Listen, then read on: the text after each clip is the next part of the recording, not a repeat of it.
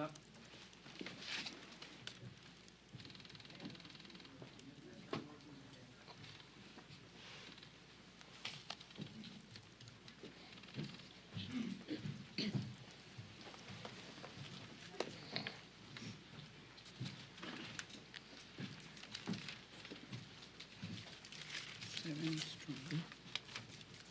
Hello, everyone, and thank you so much for being here today. This morning, I introduced articles of impeachment against Homeland Security Secretary Kristi Noem. I am proud to have the support of almost 70 members of Congress already from all across the country. Secretary Noem has brought her reign of terror to the Chicagoland area, LA, New Orleans, Charlotte, Durham, and communities north to south to east to west. You'll hear from some of those communities, Minnesota and Portland. She needs to be held accountable for her actions. This is why I introduced 3 articles of impeachment against Secretary Noem. Number 1, obstruction of Congress. Secretary Noem has denied me and other members of Congress oversight of ICE detention facilities. I was denied access to the ICE facility in Broadview despite following Secretary Noem's unlawful 7-day notice requirement. It is our constitutional duty to find out what's happening in these centers where inhumane conditions continue to be reported. Number 2, violation of public trust. Secretary Noem directed DHS agents to arrest people without warrants, use tear gas against citizens, and ignore due process. She claims she's taking murderers and rapists off our streets, but none of the 614 people arrested during Operation Midway Blitz in Chicago have been charged or convicted of murder or rape. Federal agents repelled from Black Hawk helicopters and burst through an apartment in the South Shore of Chicago. That was in my district. They dragged people, U.S. citizens and immigrants alike, out of bed in the middle of the night. Number 3 is self-dealing. Secretary Noem has abused her power for personal benefit. She steered a federal contract to a new firm run by a friend. Her propaganda campaign to recruit ICE agents cost taxpayers $200 million. She made a video that turned the South Shore raid into something that looked like a movie trailer. But make no mistake, this is not a movie. This is real life, and real people are being hurt and killed. Renee Nicole Good is dead because Secretary Noem allowed her DHS agents to run amok. Families are forever torn apart. This is not about personalities or trivial disagreements. Secretary Noem has called my impeachment efforts silly. I want to tell her right now, Secretary Noem, you have violated your oath of office, and there will be consequences. I am watching you. Members of Congress are watching you. The American people, most importantly, are watching you. And most of all, we are not liking what we're seeing. If you believe impeachment is silly, then you are not taking your job or our Constitution seriously. Now it's my honor to introduce Congressman Adriano Espaillat from New York's 13th District and chair of the Congressional Hispanic Caucus. Thank you. Thank you. Thank you, Congresswoman Robin Kelly. I am proud to join you in introducing these articles of impeachment against Secretary Noem, who have clearly violated the law and the trust of the American people. 32 people died under DHS custody in 2025, and already 4 people have died in 2026, along widespread reports of sexual abuse, medical neglect, and inhumane conditions. All of this enabled by a broken system. But most importantly, our eyes do not defy us. Our eyes did not lie to us.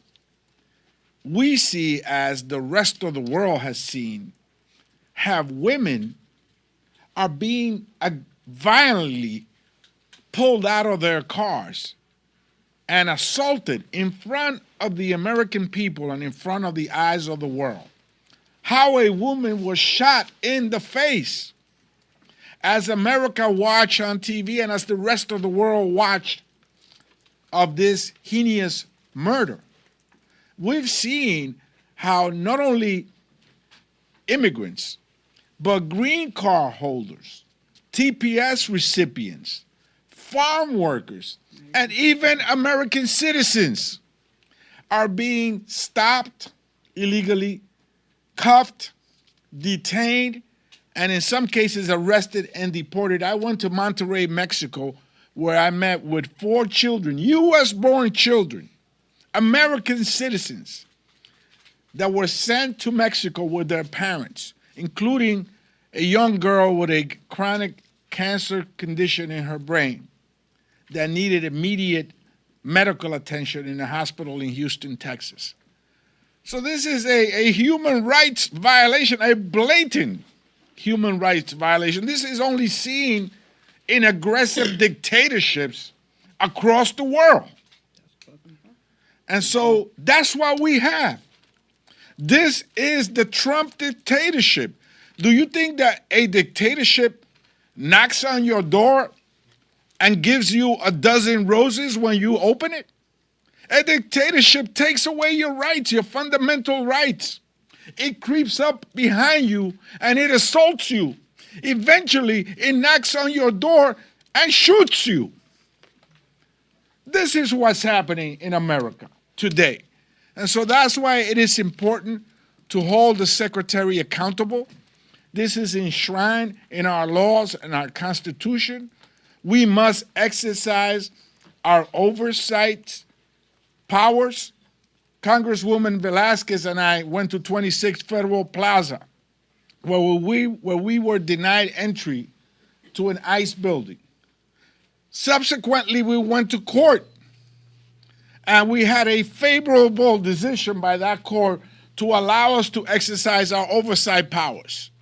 And just recently, Secretary Noem again placed another 7-day notice so they can prepare themselves and hide the truth before we get there. When we got there, they were mopping the floors. They were cleaning up. They didn't want us to see the dirty conditions. 30 men in a room with 2 toilets, one of them broken. A woman right across in another cell that could see each other.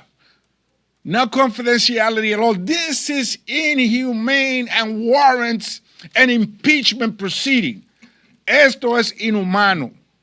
Y sí merece un proceso de destitución. Por eso estoy aquí con la congresista Kelly para unirnos a este proceso que lo garantiza la Constitución de los Estados Unidos. Gracias. Oh, I'm sorry. It's okay. And now allow me please to introduce Congresswoman Maxine Dexter from Oregon's 3rd District. Thank you so much for joining us today, and thank you to Representative Robin Kelly for meeting this moment with action and moral clarity. I am Congresswoman Maxine Dexter. I'm a mother, a physician, and the honored representative for Oregon's 3rd Congressional District. Last week, ICE murdered Renee Nicole Good in Minneapolis. The very next day, federal agents shot 2 people in East Portland in my district. These are not isolated events. This is part of a pattern of abuse by brazen, militarized federal agents who act without fear of being held accountable to the law. People are being disappeared. People are being assaulted. And now people are being murdered. And when our children and grandchildren ask what we did, when our neighbors were being targeted, I cannot sleep unless I can say every single thing we could. That is why I'm helping introduce articles of impeachment to remove Kristi Noem from office. We've all seen her crimes play out right before our very eyes. She's willfully obstructed congressional oversight, denying members, as you have heard, of Congress to facilities they have a legal right to conduct oversight at. She's clearly violated public trust with her warrantless arrests, the use of violent force against U.S. citizens, including detaining 4 U.S. citizen children from my district and being held in a windowless cell at the border near Canada for weeks. And Kristi Noem has misused her position for personal gain while inappropriately using $200 million dollars, taxpayer dollars, to fund an ad campaign to bring in ICE recruitment. These are not the best of the best folks that she's looking for. She is looking for people who are willing to invoke her lawless charade. I'm going to use every opportunity to implore my colleagues across this institution to wake up and join this effort, because protecting communities from unaccountable power isn't optional. That is our duty. Courage is contagious. And with that, I'm honored to yield to one of the most courageous among us, Representative Nydia Velázquez. Thank you. Thank you. Good morning, everyone. And to all my colleagues here and to Robin Kelly, thank you so much for this action. When the president was running for office, for president, he made a pledge to the American people that he will be the no wars president. And yet, he is invading sovereign countries like Venezuela, also sending a message to Cuba, Mexico, Iran, and in our own streets of America, he's launched war against American citizens. So let's get straight to the point. We are here today because the Department of Homeland Security has been turned into a weapon of political revenge. This agency thinks it's above the law. Kristi Noem has treated the Constitution like a suggestion and our communities like a battlefield. I have represented the people of New York for over 30 years. I have seen a lot of presidents, but I have never seen an administration use federal agencies to explicitly punish cities just because they didn't vote for them. That is exactly what Donald Trump is doing, and Kristi Noem is his willing executioner. In my city, ICE is no longer a law enforcement agency. It's a rogue operation. Masked agents are abducting high school students from their neighborhoods. They are snatching fathers and mothers outside our immigration courts during routine checks, turning places of justice into traps. Even this week, they detained a city council staffer who is here in New York legally. This agency is completely out of control. Every time you see an ICE officer interacting with Americans now, they are screaming, cursing, and smashing windows to pull people out of their cars. It is the Wild West out there. And I guess that is why Kristi Noem loves wearing that cowboy hat. The difference is, Ms. Noem, this is not a show. Lives are on the line. When she bragged about shooting her own dog, she wasn't just telling a story. She was showing us her character and how she might run a government agency. When you give untrained individuals a badge and set them loose, Americans are going to get hurt.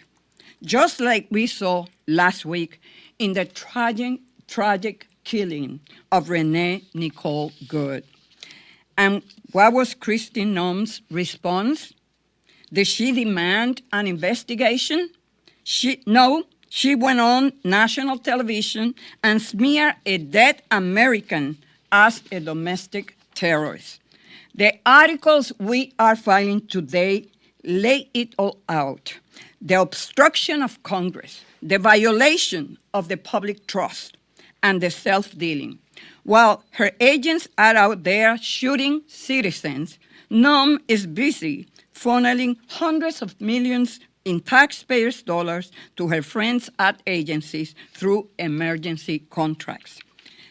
Kristi Noem has betrayed her oath, she has betrayed the Constitution, and she has betrayed the American people. Quiero decirle que estamos aquí con estos artículos para procesar a la secretaria de Homeland Security, una persona que no es digna de la confianza del pueblo americano, está violando la Constitución, no tiene la capacidad de de tener ningún sentimiento sobre justicia y mucho menos respetar el proceso legal de todas las personas que se encuentran en los Estados Unidos. Por esta y otras razones, estamos hoy aquí para traer justicia a las familias, no solamente de Nicole, pero todas las familias inmigrantes que están viviendo aterrorizadas. Aquí, en esta nación, que tiene la Estatua de la Libertad, que se supone que sea the beacon of hope. Gracias. Thank you so much to my colleagues from East Coast to Hawaii for standing with me today. And now I'll open it up for questions. If I can just ask, obviously, you have many members here. I think you said there's 70 people who have signed Close on. to 70. Does Leader Jeffries support this effort? You'll have to ask Leader Jeffries, but I would not be standing here if I was told not to do it. You know, if there was some, So you've spoken to him directly about this? yeah, our staffs have spoken.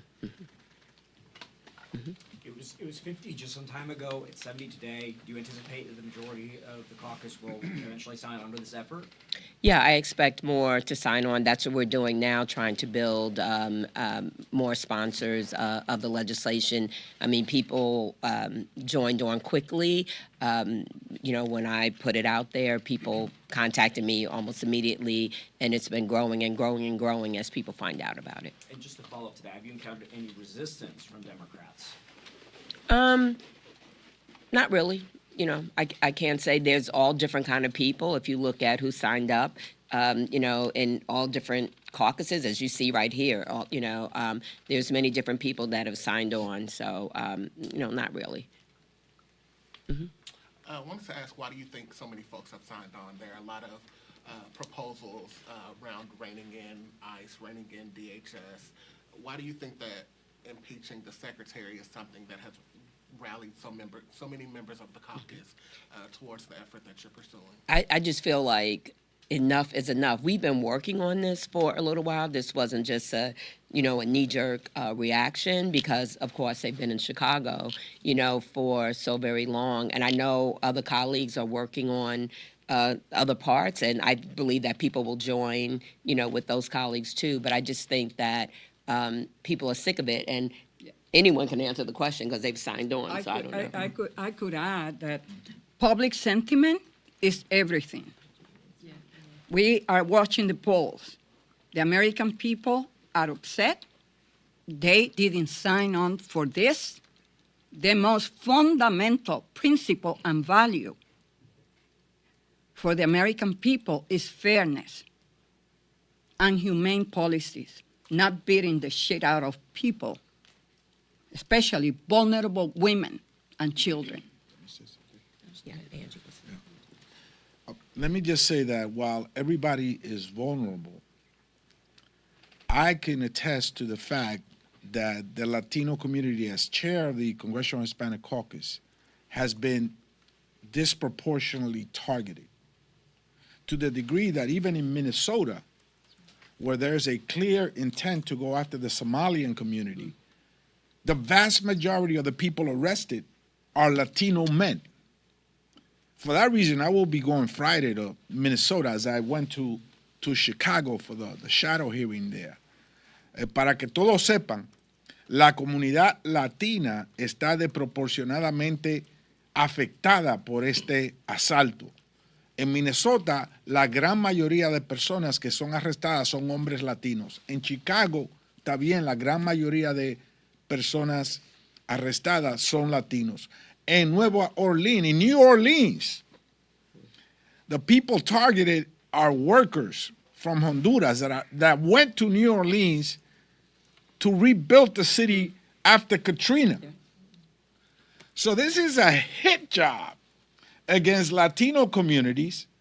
And let me tell you, people are regretting, many folks are regretting their last vote and turning around.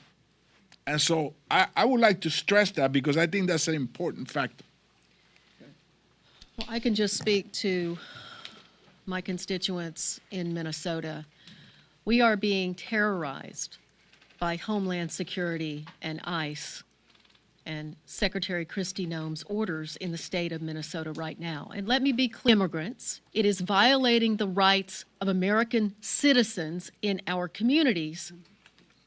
And last Wednesday, the violation of those rights, the escalation by ICE in our communities, got Renee Good killed.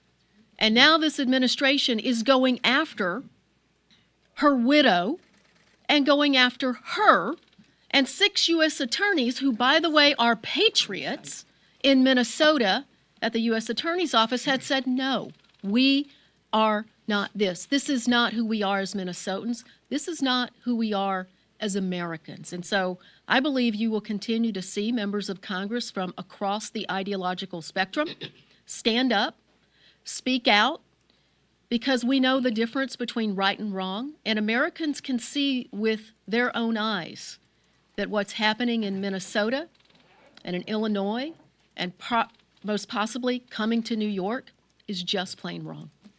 May I say something? Americans across this country have been protesting what they see with their own eyes and the lies that they're told, which are belied by the things that they're seeing.